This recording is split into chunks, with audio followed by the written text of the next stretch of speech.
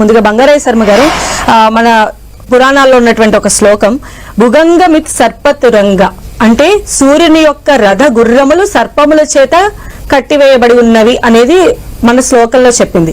So దాన్ని scientific గా prove చేసినప్పుడు సూర్యుని యొక్క కిరణాలు స్ట్రైట్ గా కాకుండా ఒక స్నేక్ వేవ్ లాగా ఉంటాయి అనేది ప్రూవ్ అయ్యింది. సో ఇలాగా మన పురాణాల్లో సూర్యుడికి సంబంధించి ఇంకా ఉన్నటువంటి ఏమైనా నిజాలు కానీ రహస్యాలు కానీ ఉన్నాయా తెలుసుకోవచ్చు?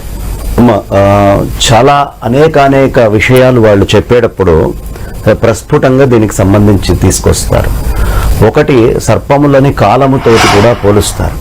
అంటే time is the major factor దీనికి సంబంధించినటువంటి మూమెంట్లో కానీ అందులో ఇంకా చాలా సూత్రాలు కూడా ఇమిడీకృతమై ఉంటాయి.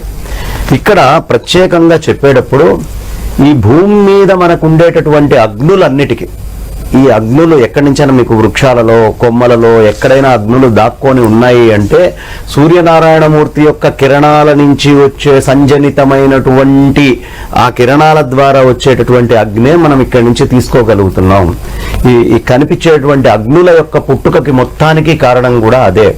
సహస్ర కిరణాలతో ఉన్నటువంటి ఆ స్వామి మూడు రకాలుగా శీత ఉష్ణ వర్షాలుగా మూడు రకాలుగా అనుగ్రహిస్తాడని పురాణాలు చెప్తున్నాయి. ఏమిటి శీత ఉష్ణ వర్షాలు అంటే, ఒకటి మనకి ఉష్ణంగా కిరణాలు కనిపిస్తూనే ఉన్నాయి.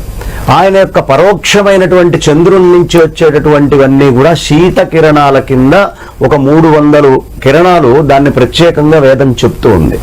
ఆ తర్వాత ఈ కిరణాల వల్ల మాత్రమే కొన్ని వర్షకారకమైనటువంటి కిరణాలు ఉంటాయి. అది క్లౌడ్స్ ని మనకి ఇచ్చేయాలన్నప్పుడు కొన్ని కిరణాలు అలా వస్తాయి. ఏ కాలాల్లో ఏ సమయాల్లో ఎలాంటి కిరణాలు అధికంగా వస్తాయి అనేటటువంటి విషయాన్ని ఇట్లా అనేకమైనటువంటి సూత్రాలని చెప్తూ వచ్చారు. రైట్ శ్రీకాంత్.